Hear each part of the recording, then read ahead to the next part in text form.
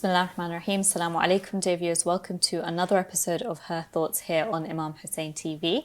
As always, I'm joined by my wonderful co-hosts, Zahra, Sayyidah Mahdiya, and Raghad. Assalamu alaikum. Alaikum salam. I'll get right into the topic.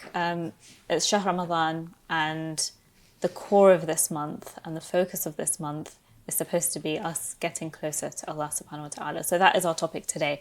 How do we get closer to Allah subhanahu wa ta'ala? And what does it mean to get closer? Because this is a phrase that we throw around quite loosely year in, year out. But if I could kind of start off by saying to you guys, what does it mean to you personally to become closer to Allah subhanahu wa ta'ala, and what does that feel like? I think,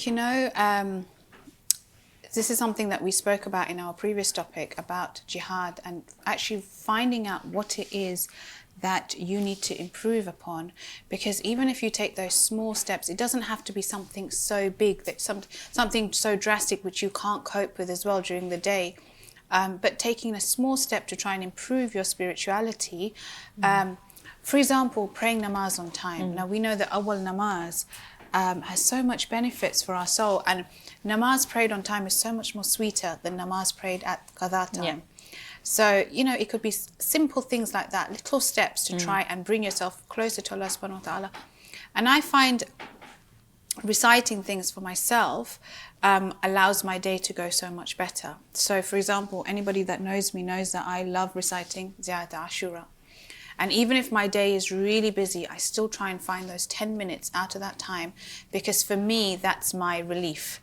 That's something that I know that if I recite that, even if it's at, 12 o'clock midnight, just before I'm about to go to sleep, I know that that is going to help me during the night. It's going to protect me during the rest of the day, tomorrow. Yep. It's something that I have 100% faith in. So I would say, find the thing inside you that you might need to work upon to bring you closer to Allah subhanahu wa ta'ala. And also find that little thing to recite to give you that relief. It could be simple like salawat, istighfar, something that brings you closer, and something that you feel comfortable with as well. Zahra, Raghad, what would you guys? I think being closer to Allah can also mean understanding Allah more. Understanding why He's given us rules, or understanding why He's given us the wajib of praying 5 times a day, or the wajib of fasting, wajib of hajj. Understanding your religion, not just following blindly. I think that's what can bring you closer to Allah a lot, because when you understand why Allah has made the wajib for us, you realize how much Allah loves us. Yeah. You realize that everything that is wajib for us is actually for our own benefits. And that in itself, when you understand how much Allah loves you and how much He understands you, just brings you so much closer to Him. And like I mentioned before, any fears, any issues, any hardship, you put it on Him, and you know He's going to take care of it for you. Definitely, yeah. When we're talking about the relationship of us and Allah, I think, first of all, is recognizing that it's the most important relationship that we have, and investing in it, just like we would invest in any other relationship that we have. A relationship with our spouses, a relationship with our kids, we invest in it so much, we put so much into it. And the relationship that we have with Allah, we don't put much thought into it. And that is the most important relationship that we have. And even in the Quran, it says Allah is closer to us than our jugular vein. And, He is so close to us. We're so close to Him, but it's a relationship that we do not even appreciate or even try to improve. And that's number one. Number two, I would say, is first of all, to improve our relationship with Allah, we need to first clean our heart and remove the sins to allow us to get closer to Him. Because sometimes when we're polluted with sins, when our hearts are not clear, our hearts are not pure, we're not able to get close to Him. That's why many people, no matter what happens, they cannot get close to God. They cannot believe in God. They're not within them, that they do not allow themselves to know God, or even to even build a relationship with them. It's because inside them is not pure. But have you questioned why that is? Sometimes when when someone's not pure inside, or when someone's done so much sins, it's not because they can't get close to Allah. I feel like there's an element of embarrassment. That's what I'm saying. First, Yeah. they need to remove that in Yeah. order to get closer. You just feel too embarrassed. Like if you've done a sin, you feel Yeah, like that's a you're too good embarrassed point. to ask Allah. You feel like you're too embarrassed to talk to Him. You just want to hide away because you know you've done something wrong. It's There's an like element guilt within them. Yeah, Yeah, you're so totally right. that's why some people. I think, feel you that know, way. you're talking about these things and it's like jolting my memory. So we know, just like you said, Allah subhanahu wa ta'ala is closer to you than your jugular vein. Allah loves you more than your own parents. Yes. And so if you were to do something, you know, you would think that you wouldn't be ashamed to go and tell your mum. Or tell your dad about, or go to your parents with your fears and your troubles and your worries. So just like that, Allah subhanahu wa ta'ala is your creator. He knows everything about you, even your innermost thoughts, even it's before it's come onto your brain, He knows what's in your heart. And so what reminds me is the relationship of Prophet Ibrahim to Allah subhanahu wa ta'ala. Prophet Ibrahim was known as Khalilullah, the friend of Allah subhanahu wa ta'ala. They had such a close, beautiful relationship where even when Prophet Ibrahim is going to be thrown into the fire by the people who created the fire because he destroyed the idols, he was absolutely fine because he knew that he had that trust and he knew that my friend Allah subhanahu wa ta'ala is going to save me. He's not going to let anything happen to me. So ultimately knowing that Allah subhanahu wa ta'ala is your creator, He loves you more than your parents, He's closer to you than your jugular vein. So just trust in Him and He will guide you to the truth. Just going back to a point you made, Zahra, you talked about investing in relationships. And it reminded me of something that really stuck with me. So recently I attended, obviously on Zoom, online, a course on marriage and just like how to cultivate a healthy marriage, things like that. And the speaker that was facilitating it, she actually made an amazing point. And before she even got to like the marriage part of it, she said, if you want any of your relationships with anyone to work well, and you want to succeed in these relationships, then your relationship with Allah needs to be secured, and that needs to be locked down first. Often, a lot of the stresses in our lives are all about conflict with one person or another person, or an employer, or like even a complete stranger in the supermarket. And if we had our relationship with Allah subhanahu wa ta'ala on lock, then we would know how He expects us to behave. And naturally, instinctively, you know, if you love someone, you kind of behave in a way that you know will kind of agree with them. So one of the points that you reminded me of is for any of the other aspects of our lives to function in a healthy way, we first need to invest heavily in this one relationship, and then everything else kind of becomes easier and you don't need to stress so much about investing in those relationships. It's almost like, Zahira, what you said has made me realize that us as humans, we should have this yearning to please Allah subhanahu wa ta'ala. He is our creator. He knows everything about us. He knows our inner thoughts. Just like when you have a little child and that child tries to please the parents, you know, that every little milestone in that child's life. Or, for example, when you go for an exam and you prepare to get your degree, to pass your exams. This life is a test as well, and this life is the biggest test. It's almost the biggest exam that we need to prepare our life for in order to get the success later on in our akhirat. So for me, I see it as I want to be able to get that. I mean, we're never going to get to the level of our infallibles. Or, for example, like Prophet Ibrahim, like I said, we're never going to get to that level.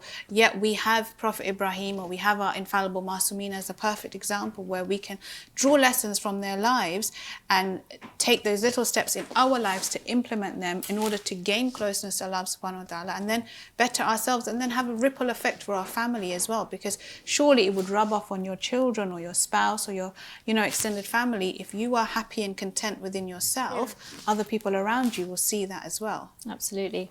I'm glad you brought up the example of Nabi Ibrahim, because that brings me to my next point, which is one of the aspects and elements required to have a healthy relationship and a flourishing relationship with Allah subhanahu wa ta'ala is being content with His decree and trusting that He is only doing what's best for us.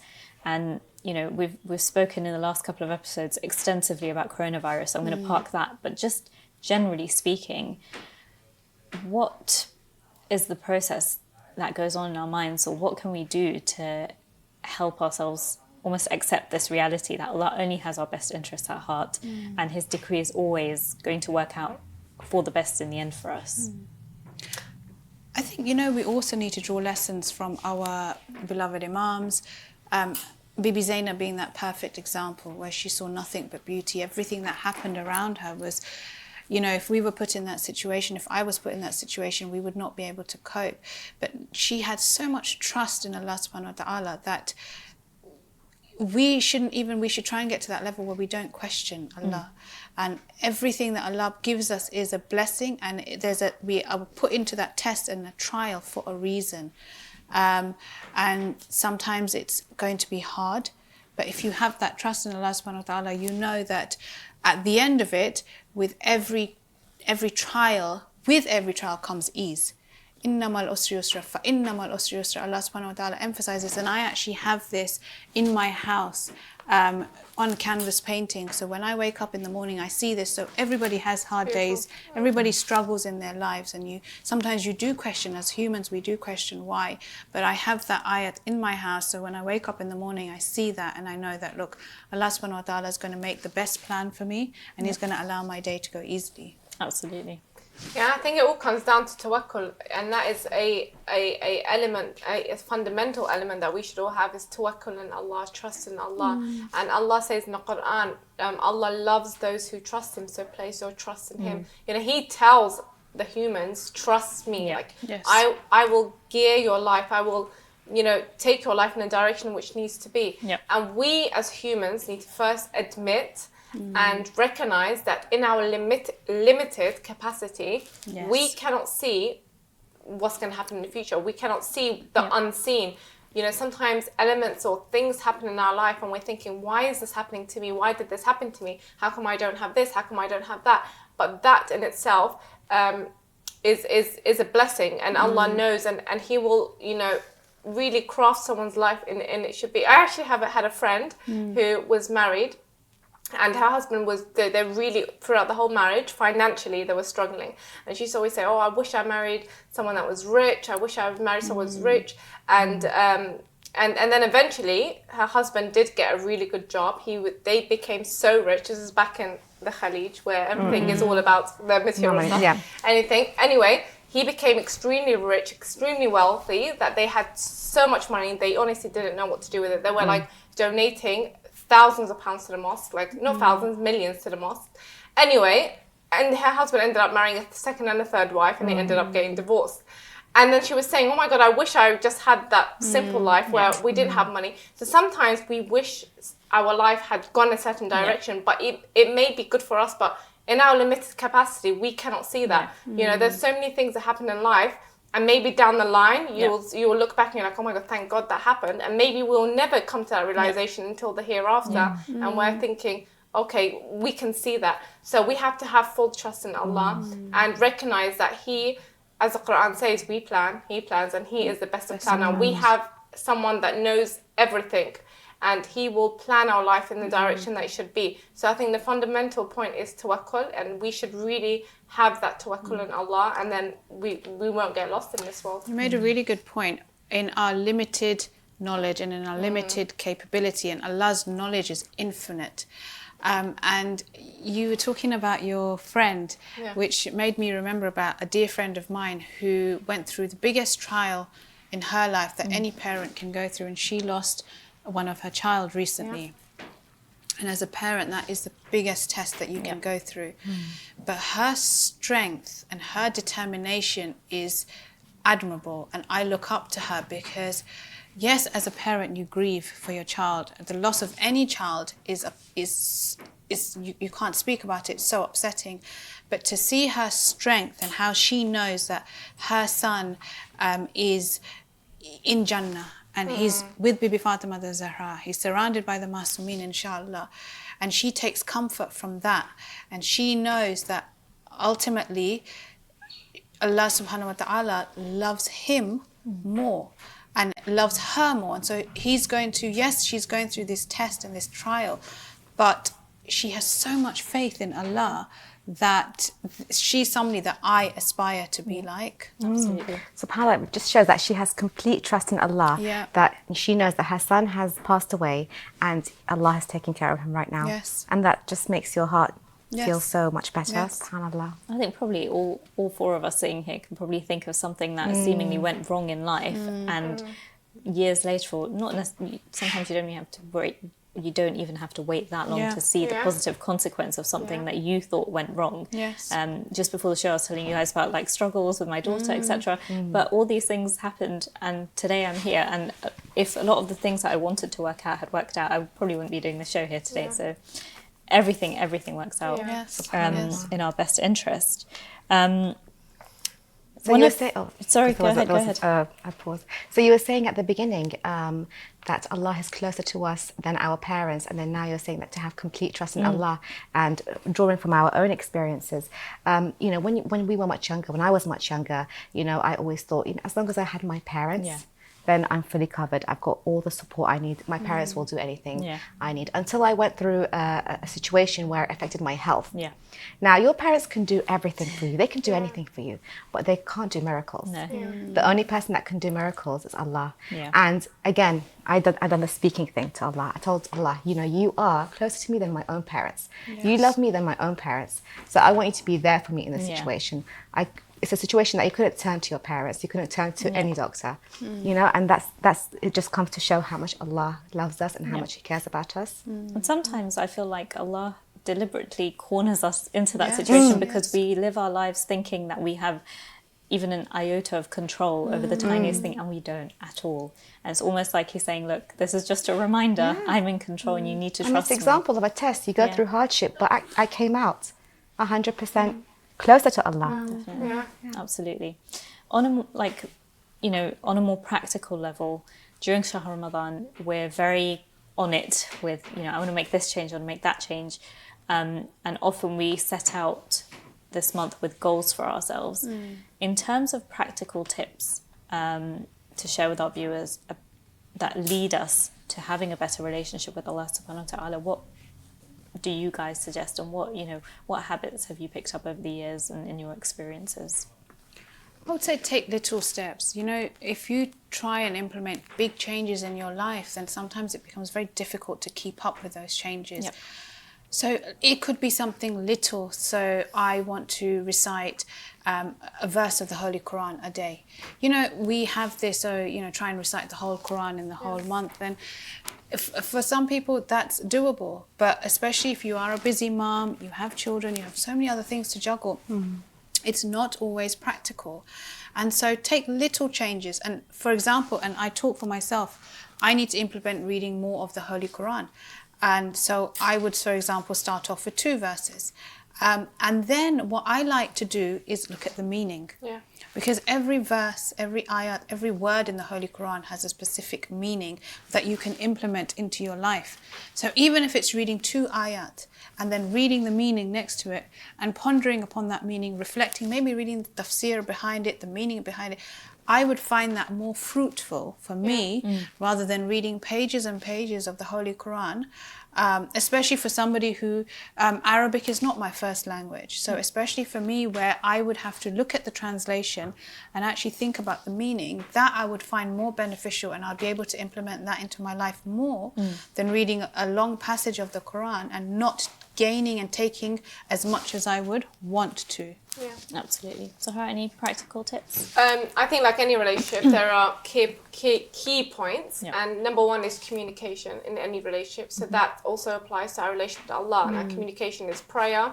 So I really feel like perfecting this aspect and working on prayer is a really strong source to strengthening our relationship with Allah. I think we should see it as a form of communication. When we sit there in our prayer mat, it is a method of us communicating with Allah. Yes. So I think that's number 1. Number 2 is having someone present. I mean, in any relationship, if the person is not present, you don't really get close to them or you feel close to them.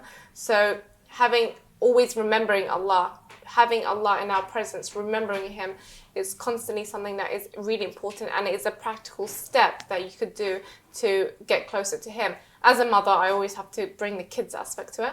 And I think teaching children to constantly, like for me, I always tell my kids, before you start, say Bismillah. When you finish, say Alhamdulillah. Now, they do it automatically. And, I think especially now in this day and age, we are going towards this, how can we say, a secular society. And that's why this is one of the reasons why I chose not to take my kids to public school. They go to a religious school, not Islamic, but a religious school, a Christian school, shall I say, a Catholic school, is because they teach the element of God. And that is something which is very important to me.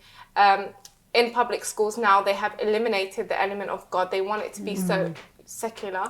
And so I think from such a young age, we need to, build our kids in remembering God, in strengthening that, because with all honesty, every human needs God. I mean, put in front of me the most stubborn person in the world, let's say Fir'aun. When he was placed in a moment of difficulty, he called out for his Lord.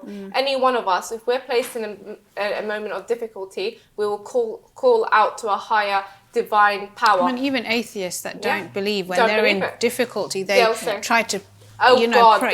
Stuff like Exactly. that. So we all need a God. So let's try to train our kids from a young age, and for us as well, to improve those aspects. One thing that you mentioned that really stuck out to me, Zahra, is something as seemingly simple as saying Bismillah ar-Rahman ar-Rahim, Alhamdulillah. I think during this month particularly, especially if you do have quite a busy lifestyle, is to set realistic goals as well. So, Imam Ali says the little that you do regularly is better than, the big acts that you do, but not very frequently. And I think just doing these seemingly small things, but with a full heart and with the intention that's correct and a pure intention, is really, really beneficial. And it gets ingrained as well. Exactly. And, when you do say Bismillah, you're reminding yourself that I couldn't be able to do, I wouldn't be able to do this without the will of Allah subhanahu wa ta'ala when you say Alhamdulillah. And so I think there are so many tiny things. I think there's a book called Hilyatul Muttaqeen, which is basically like the whole lifestyle, like from waking up and eating and how to sleep and how to eat and what to eat and all these minute details from the lives of the imams that are so easy to implement, but we almost have this mentality that to be spiritual, I have to do like the big thing, like I have to read the whole Quran, which is amazing to do. But if you cannot, don't become despondent and don't think, oh my God, this Ramadan was a complete waste for me, because there are still a million things that we can do. What you said about Imam Ali, it's also the little things, like for example, improving your akhlaq. You can do the most namaz and you can do the most dua, but if your akhlaq and your mannerism and the way you speak to people and the way you interact with people is not to the level that it should be. And I think there's a hadith that says that on the Day of Judgment, your akhlaq will have the heaviest of weight on the scales. So in this month of Ramadan, if we don't do anything, just improve your akhlaq as well, the way you interact with people, the way you also, often we are too quick to judge people. And we know that you give somebody 70 excuses before you make up your mind about them. Just improve the little basic, your thought process. If you can improve that, and then I think the bigger things will also automatically fall into place. Absolutely. Beautiful, yeah. Anything to add, Rafat? Well, being closer to Allah can also start with a niyyah.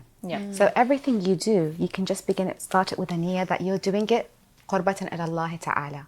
When you have that niyyah in your heart, you feel like any hardship or any hard work that you're doing, sometimes it seems so irrelevant, and especially as a mother, sometimes you're just doing such mindless jobs. But when you have that niyyah that you're doing it for Allah, you're doing it to nurture your children, you're doing it so inshallah they can grow up to be good Muslims, it changes the perspective of everything. Absolutely. Well, speaking of doing mindless things, someone said something amazing to me, and they said that often, especially as a mum, you feel like your brain is just turning to mush because there's no like intellectual stimulation, there's no spiritual stimulation. You just feel like your brain is just disintegrating into nothing. But she said if you make the intention and you say, everything I'm doing for my children or my child is an act of ibadah, and I'm doing it to please Allah, and I'm doing it to invest in the relationship that I have with Allah, then that kind of, it doesn't it brings you closer to Allah. It does. You feel like you're doing something. You're one step closer to doing amal. Maybe you can't read Quran that day because you have your babies. But you have done something with the niyyah of getting closer to Allah. Absolutely. So you don't feel like a failure at the end of the day. Exactly. I mean, to be honest, your first amanat, if you're a mother, your first amanat and your first responsibility is to your children. And so to the betterment of your children. So even, for example, if we are in another lockdown situation where we have to, celebrate Mahr Ramadan and commemorate the wafat in the house, that in itself is also a test from Allah subhanahu wa ta'ala. How can you instill the values in your children? So, you know, often going to madrasa and the children learning in the mosque during Maha Ramadan, as a mother, it might be easier for you because the teachers are there to teach them. But now, ultimately, it's that responsibility is on you. Yeah. Can you teach your child the essence of Maha Ramadan? Can you teach them the significance of every single day in Maha Ramadan? Every single day. But you should just turn that mentality around. Try and turn that mentality around and say, actually, yes, I don't have that help from the outside. But at the same time, my children are not receiving any other influences from the outside. Yeah. At the moment, the only influence that they're surrounded by is myself and their father. And you should just grasp that and make the most of that. Yeah. Definitely. Guys, this show has flown by. We've come to the end of the show. To our dear viewers, thank you so, so much for tuning in. Wishing you all an amazing and productive and fruitful Shahr Ramadan, inshallah. It's been a tough year for all of us, I'm sure, and there are so many people who were here this time last year and no longer with us, so we remember them, inshallah, with Surah Al-Fatiha. But until the next episode, we'll see you then. Assalamu alaikum wa rahmatullah wa barakatuh.